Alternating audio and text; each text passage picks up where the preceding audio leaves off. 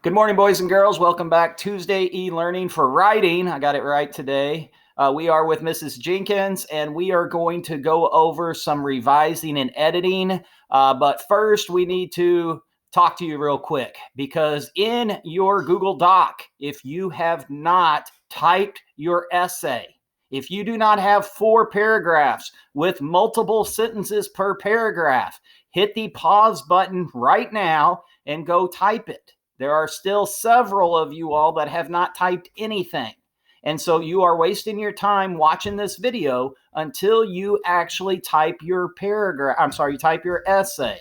So do that first. If you have no idea how to do this, you need to get in touch with me, or even better yet, go back to Thursday's video. I explain it in detail what you need to accomplish. Again, some of you all just type notes in there. It's not a paper. You need 4 paragraphs with multiple sentences per paragraph. All right, so now we're going to jump into revising and editing. All right, guys, so it's Mrs. Jenkins here, and like Mr. Drake said, this is an example of my rough draft, okay? So my first draft. So assuming I completed it, which you guys should have all completed it by now because that was your task for last week, okay? I didn't actually model my entire draft for you because I didn't want us all to have the exact same drafts, okay? I just wanted you to understand, I wanted you to have an understanding of how to take your information from your Foursquare and put it into your draft, okay? So all of you, if this is your Foursquare, okay, this is just my example real quick. I know it's blurry. Hang on just a second.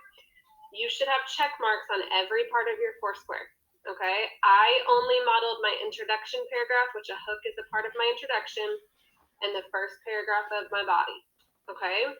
You guys should have your entire draft completed, which means you need at least 4 paragraphs, maybe 5, okay? So, and I wanted to comment too, some of you, if you've gone back, maybe you completed your draft, but you haven't gone back and read the comments or the feedback that Mr. Drake and I have left, but we have left you some feedback in your draft. So you literally just go into your Google Doc where you typed your draft and you'll see our comments, okay? So think about our feedback and when you're making your revisions and your edits, and that might help you, and we'll continue to do that throughout the process, okay? So editing and revising, we pre-wrote, okay? Some people call it brainstorm, some people call it pre-writing, some people call it planning, okay? It's the first part of the writing process. We did that. That's how we took our notes and we developed our Foursquare, right? Then we wrote our rough draft, okay? So now we are ready to revise and edit. We cannot publish until we revise and edit, okay? So remember, I know you all know this acronym. For editing, we like to, if I can get it right, we like to think of the word cups. Okay, that's our acronym, cups.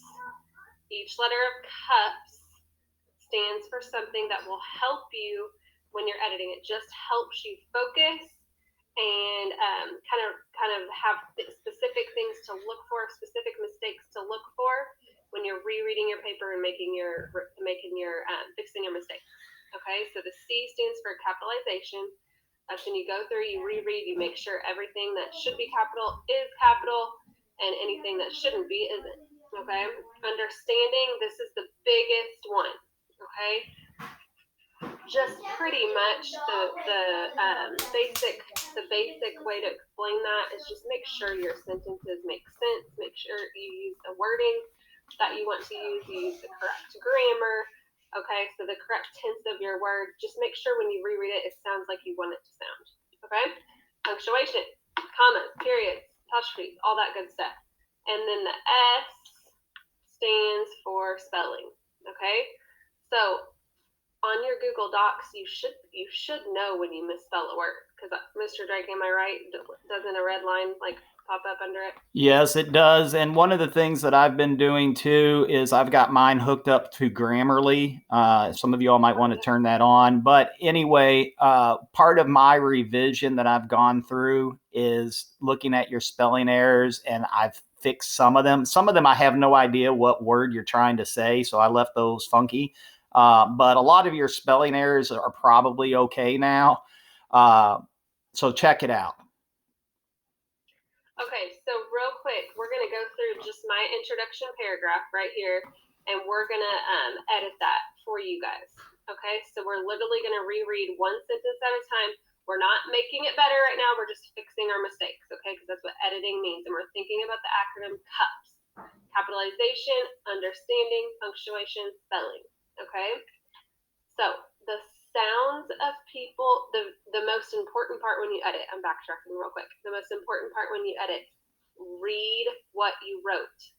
Don't go so fast that you read what you think you wrote, okay? Because oftentimes you leave out like little prepositions that would make it make sense, and then it doesn't make sense, and you read it like you're pretty sure you wrote it, but you actually didn't, okay? So the sounds of people screaming fill my ears. I watch these machines fly by me at speeds I didn't know were possible. Okay, so that did not make sense right here. I left out a little word. Okay, so if I read that really fast, I would have just sped right through that and assumed I wrote that word. Okay, so the sounds people screaming fill my ears as. That's why we skip lines, right? We have room to fix our mistakes and make our revisions. As I watch these machines fly by me at speeds I didn't know were possible. Okay, Mr. Drake, you see anything else? Sounds pretty good to me. Okay. I think my spelling's pretty good.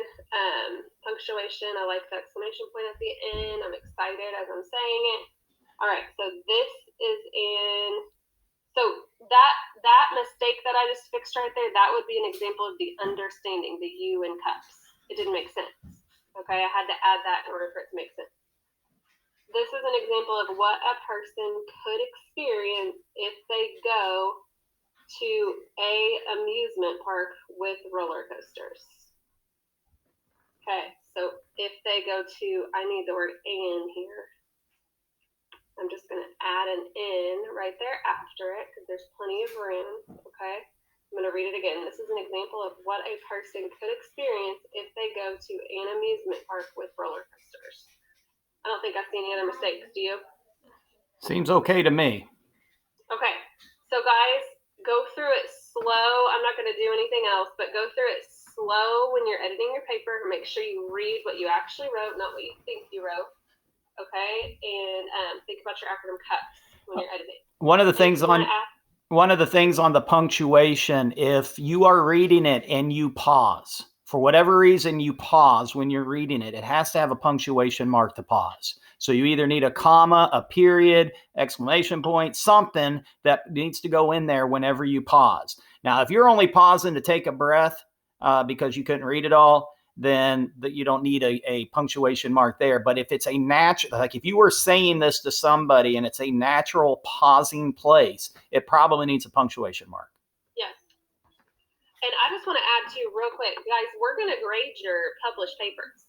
Okay, so take this seriously and take pride in your work and make it the best that you can make it. Okay, now that's editing. Okay, editing and revising kind of go together. You kind of do them at the same time. All right, remember, editing means fixing your mistakes. Revising means making it better, basically.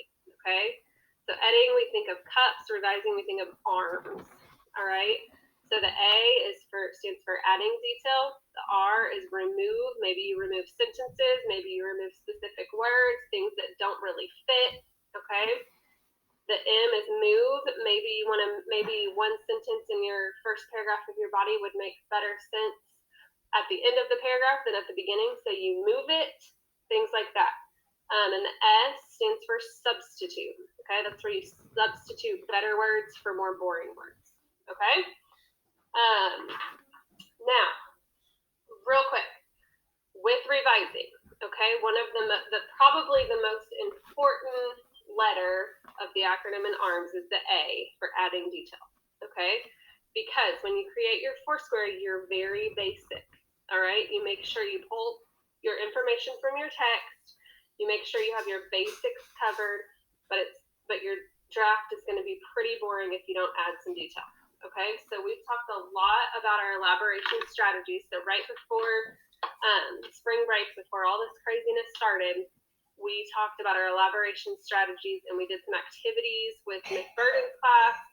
And we work together to really develop an understanding of these. So when you're adding detail, these are the things I want you to focus on, okay? The first one is the anecdote, okay? Remember the anecdote? Can you see that, Mr. Rick? Yep. No. Remember the anecdote? It can scoot over a little bit, but there you go, right there. There we go. Okay.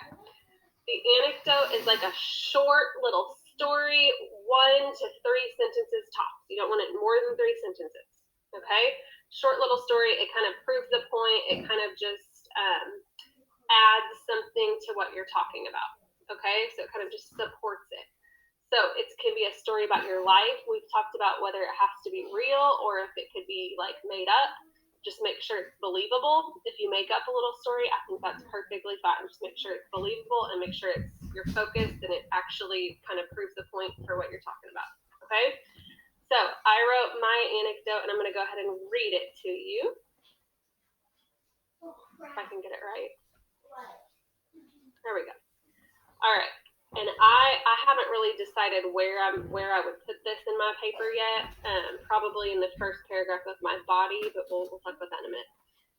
So I still remember my first upside down roller coaster experience. We went to Kings Island with my cousins. My parents knew I was going to be a couple inches too short for the big ride, so my mom gave me a big bun on the top of my head and put me in some thick-soled tennis shoes. The trick worked, and it was so worth it. Okay? So that was kind of a long anecdote, but that's a personal story about my life. It kind of supports the fact that roller coasters are very thrilling, and I still remember the first time, even though it was tons of years ago, I still remember my first experience. Okay? So people think when they write informational essays, there's no room for stuff like this, but there is room for it, and it's what makes it good, and it's what keeps your reader hooked. Okay, you don't just want to hook them in the first sentence of your paper because then they'll get bored. You want to keep adding things like this. So if I were you, I would come up with an anecdote, at least one, and add it to one paragraph of your body. Okay, think about where it would fit. Reread your paragraphs that you wrote in your draft. Decide kind of, is something boring? Do I need to spice it up a little bit? If you do, add an anecdote. Okay? Anything about any personal, it doesn't have to be just like mine. Okay? Any personal story, just a short little story, 1 to 3 sentences. Mine's pretty long, but 1 to 3 sentences that just kind of spices up your writing. Anything you want to add about the anecdote? No, but I'm going to pause this video here, and then we're going to have a part 2 that you all need to click on. So click on part 2 after watching this.